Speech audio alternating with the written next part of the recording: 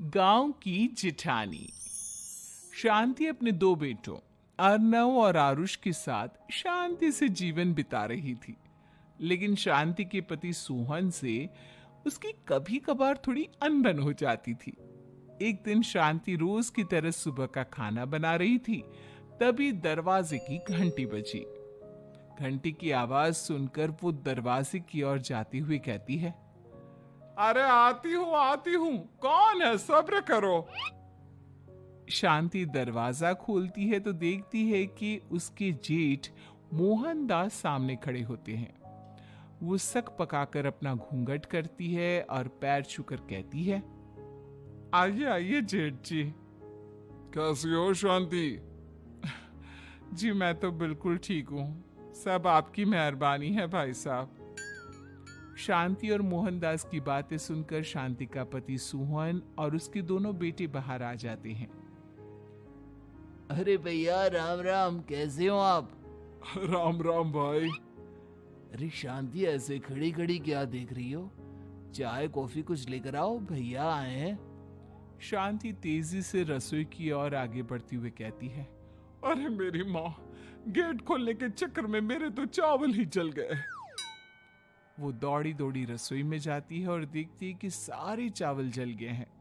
वो दोबारा चावल बनाने में लग जाती है। इतने में सोहन आवाज लगाता है, अरे शांति, तुम्हारे चावल का रोना खत्म हो गया हो तो चाय ले आओ। जी लाती हूँ अभी। शांति जल्दी जल्दी चाय बनाती है और मोहनदास को चाय देती है। सब एक दूसरे की खैर खबर पूछते हुए चाय पीते हैं।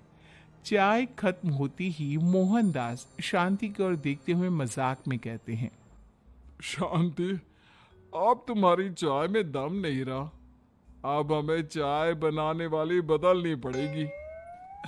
ये कैसे मुमकिन होगा जेठ जी, घर और बाहर का सारा काम मुझे ही करना पड़ता है और कभी कभी जल्दी जल्दी के चक्कर में काम बिगड़ जाते हैं, जैसे आज चावल जल गए। अरे इसी का तो हल लेकर आया हूँ। मैंने रिश्ता देखा है अर्नव और आरुष के लिए। दोनों लड़कियां बहुत सुंदर और सुशील हैं। अगर आप दोनों इजाजत दें तो बात करूं आगे। सोहन और शांति रिश्ते की बात सुनकर कहते हैं, अब ठीक है, बात चलाइए ना भैया, पर पहले लड़की के बारे में कुछ बताइए तो सही। हाँ हाँ भाई साहब, लड़की कैसी है, परिवार कैसा है, कहाँ के रहने वाले हैं? देखो, परिवार तो बहुत अच्छा है, पर वे दोनों लोग बहुत गरीब हैं। दहेज में कुछ मिलेगा नहीं। अरे हमें दहेज में कुछ चाहिए भी नहीं, बस लड़की संस्कारी होनी चाहिए। एक लड़की तो पढ़ी लिखी है और शहर की रहने वाली है, पर दूसरी अपनी गरीबी की वजह से पढ़ न सकी और गांव में रहती है। लेकिन दोनों है बहुत खूबसूरत। अगर तुम सबको देखते ही पसंद ना आ जाए तो मेरा नाम बदल देना। हाँ, पर तो हम आंखें मूंद कर भरोसा कर सकते हैं भैया। आप आगे बात चलाइए, हम शादी करने को तैयार हैं। कुछ ही दिन में अर्नव और आरुष की शादी हो जाती है। आरुष की शादी अनपढ़ लड़की मंजरी से हो जाती है, जो कि बहुत भोली भी होती है। और अर्नव की शादी पढ़ी लिखी लड़की तनुजा से हो जाती है, जो कि घमंडी और चालू होती है। एक दिन मंजरी घर के काम कर रही थी कि अचानक शांति उसे आवाज लगाती है, बड़ी बहू, ओ बड़ी बहू, मंजरी जल्दी यहाँ आओ। मंजरी जल्दी जल्दी शांति के पास जाती है। बेटा मेरे पैर दबा दे, बहुत दर्द हो रहा है। जी माँ जी, बस बर्तन धोकर आती हूँ। अरे बैठ यहाँ, मेरे पैर में बहुत तेज दर्द हो रहा है, बर्तन छोटी बहू धो लेगी। मंजरी शांति के पैर दबाने लगती है तो शांति तनुजा को आवाज लगाती है, छोटी बहू, और छोटी बहू। तनुजा थोड़ी देर से आराम से चलकर आती है। जी माँ जी, आपने बुलाया मुझे, आपको कोई काम था क्या? तू कुछ काम कर रही है या? शांति की बात काटते हुए तनुजा बोलती है, कुछ नहीं माँ, फोन पर अपने घर पर बात कर रही थी। अरे बाद में बात करियो अपने घर वालों से, पहले जाके बर्तन धो ले। तनुजा मुंह बनाते हुए अपनी जिठानी की ओर देखती है और मन ही मन कहती है, ये महारानी वहां बैठी है, ये नहीं कि बर्तन धो ले। मैंने इतनी पढ़ाई बर्तन धोने के लिए की थी क्या? तनुजा दांत पीसकर वहां से चली जाती है। अगले दिन सब दफ्तर चले जाते हैं, तभी डाकिया चिट्ठी लाता है। शांति चिट्ठी लेकर मंजरी से कहती है, बड़ी बहू, जरा छोटी बहू को बुलाना, एक चिट्ठी आई है। मेरी तो आंखें कमजोर है तो मुझसे पढ़ा नहीं ही जाएगा। मंजरी तनुजा के पास जाकर कहती है, तनुजा, तुम्हें माँ जी बुला रही हैं। मुझ पर हुक्म मत चलाओ, काम बताओ काम।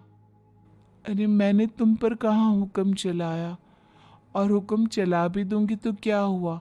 तुम तो मेरी छोटी बहन की तरह हो ना। तुम जैसी अनपढ़, जाहिल और गांव की गवार मेरी बहन नहीं हो सकती। बेचारी मंजरी तनुजा की बात सुनकर अपना सा मुंह लेकर रह गई। कोई चिट्ठी आई है, माँ जी तुमसे पढ़वाना चाहती है, बस इसलिए बुला रही हैं। मुंह टेढ़ा करके तनुजा मंजरी का मजाक बनाती हुए कहती है, अनपढ़ कहीं की। तनुजा का ऐसा बर्ताव देखकर बड़ी बहू बहुत दुखी होती है। तनुजा को अपनी पढ़ाई का घमंड इतना हो गया कि अब वो घर के कोई काम नहीं करती और अपनी जिठानी का मजाक बनाती रहती। तनुजा का ये बर्ताव अब उसकी सास को भी नजर आने लगा था। एक दिन शांति ने अपनी बड़ी बहू से कहा, मंजरी, तनुजा हर समय तुम्हारा मजाक उड़ाती है, तुम्हें गुस्सा नहीं आता क्या? आता तो है माँ जी, लेकिन मैं क्या करूं? जब भी उसे कुछ बोलती हूँ वो और भी जली कटी बातें मुझे सुनाकर चली जाती है।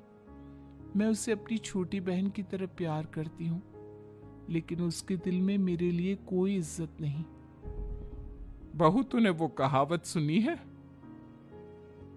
जुल्म करने वाले से ज्यादा जुल्म सहने वाला अपराधी होता है।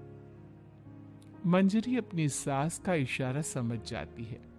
वो अपनी देवरानी को सबक सिखाने की ठान लेती है और एक दिन शांति अपनी दोनों बहुओं के साथ बैठी थी तो शांति अपनी बड़ी बहू से पूछती है, अरे बहू, शाम होने को है, कुछ सोचा है क्या बनेगा खाने में? माँ जी, मेरे तो सर में बहुत दर्द है आज। मेरी प्यारी देवरानी ही कुछ अंग्रेजी खाना बनाकर खिलाएगी। सुना है पढ़े लिखे लोग अंग्रेजी खाना बहुत अच्छा बनाते हैं, क्यों तनुजा? इतना कहकर मंजरी अपनी सास की ओर देखकर मुस्कुरा दी। तनुजा अपनी तारीफ सुनकर बहुत खुश हो गई। इतने में शांति कहती है, यह तो सच बात है छोटी बहू, ये तो मैंने भी सुना है। हम भी पक गए हैं बड़ी बहू के हाथ का खाना खा खा कर। तनुजा, तुम्हारी माँ भी तो तुम्हारे खाने की बहुत तारीफ करती हैं। आज हमें भी खिला दो कुछ अच्छा सा बनाकर। शांति की बात सुनकर छोटी बहू और आसमान पर चढ़ गई, पर उसे ये कहाँ पता था कि उसकी सास और जेठानी उसे सबक सिखाना चाहती हैं। तनुजा अपनी तारीफ सुनकर खुश तो बहुत होती है, पर सोचने लगती है, मुझे तो कैसा भी खाना बनाना नहीं आता। अब मैं क्या करूंगी? अगर मैंने इनको सच बता दिया तो मेरी सारी इज्जत मिट्टी में मिल जाएगी। अरे छोटी बहू, क्या सोच रही हो? खिलाओगी ना अपने हाथ का अंग्रेजी खाना? छोटी बहू हाँ में सर हिला देती है। अचानक से उसके दिमाग में एक आइडिया आता है। मैं इंटरनेट से देखकर कुछ बना लेती हूँ, मेरी वाहवाही पूरे घर में हो जाएगी। मुझे कौन सा रोज रोज बनाना है। माँ जी, आज आप सबको ऐसा खाना खिलाऊंगी, ऐसा खाना खिलाऊंगी कि। इतने में शांति छोटी बहू की टांग खींचते हुए कहती है कि पता नहीं कैसा खाना खिलाओगी। ए ऊपर वाले, हमारी रक्षा करना। इतना बोलकर शांति और मंजरी दोनों जोर जोर से हंसने लगते हैं। अब तनुजा रसोई घर में चली जाती है और खाने की तैयारी करने लगती है, पर उसे रसोई घर की चीजों के बारे में तो कुछ नहीं पता। जैसे तैसे सारी चीजें निकालती है और इंटरनेट पर देखकर खाना बनाती है। कुछ ही देर में सब लोग घर आ जाते हैं। अरे सुनते हो, आज का खाना हमारी छोटी बहू बना रही है। अरे वाह, आज तो फिर कुछ अंग्रेजी खाना खाने को मिलेगा। कुछ ही देर में खाना बन जाता है तो छोटी बहू सबका खाना लगा देती है। इतने में बड़ी बहू कहती है, क्या बात है देवरानी जी, आज तो बहुत अच्छी खुशबू आ रही है। ये बात तो सही कही बड़ी बहू तूने, खुशबू तो अच्छी है। ऐसी खुशबू तो मेरे खाने में भी नहीं आती।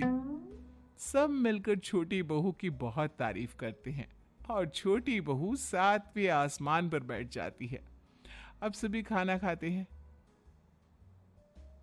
जल्दी जल्दी दो, अब तो मुंह में पानी आ रहा है। हाँ हाँ, मुझसे भी नहीं रुका जा रहा। जैसे ही सोहन एक निवाला खाता है तो उसकी आंखों से पानी आने लगता है। ये देखकर शांति सोहन से पूछती है, क्या हुआ जी, खाना इतना अच्छा बना है कि आंखों से पानी आ गया? सोहन चुप रहता है और धीरे धीरे से खाना शुरू कर देता है। इतने में सोहन छोटी बहू से कहता है, बेटी तुम भी तो खाओ, तुम क्यों रुकी हो? खाना सच में बहुत अच्छा है। ये कहकर सोहन जोर से हंस देता है। फिर सब खाना खाने लगते हैं, लेकिन खाने में नमक और मिर्च तेज हो गई थी। तनुजा से कोई कुछ नहीं बोलता, बल्कि उसे भी खाने को कहते हैं। जैसे ही छोटी बहू खाना खाती है, वो पानी पानी कहकर चिल्लाती है, पानी, इसमें तो पानी। ये खाना तो सच में इतना अच्छा बना है कि हमारे साथ साथ देवरानी जी भी इसके स्वाद को कभी नहीं भूल पाएंगी। सही कहा बहू। तनुजा को अपनी गलती का एहसास हुआ और उसने अपनी सास से कहा, माँ जी, ये मेरी गलती नहीं है। इंटरनेट पर दिखाया था कि 4 चम्मच नमक और मिर्च डालने हैं। अब मंजरी को भी मौका मिल गया और उसने तनुजा पर तंज कसा। नाच न जाने आंगन टेढ़ा, हर जगह अपनी पढ़ाई दिखाती हो, दूसरों का मजाक उड़ाती हो। अब पता चला ना, हर चीज में पढ़ाई काम नहीं आती। और तुम तो शहर में रही हो, तुम्हें तो मुझसे भी अच्छा खाना बनाना आना चाहिए ना। बेटा, अगर तूने ठीक से सब सीखा होता तो आज तुझे शर्मिंदा नहीं होना पड़ता। बात शहर या गांव की नहीं होती। मंजरी गांव से आई है, लेकिन उसे घर का काम करना और खाना बनाना सब अच्छी तरह से आता है। तुम शहर में रही हो, तुमने ये सब क्यों नहीं सीखा?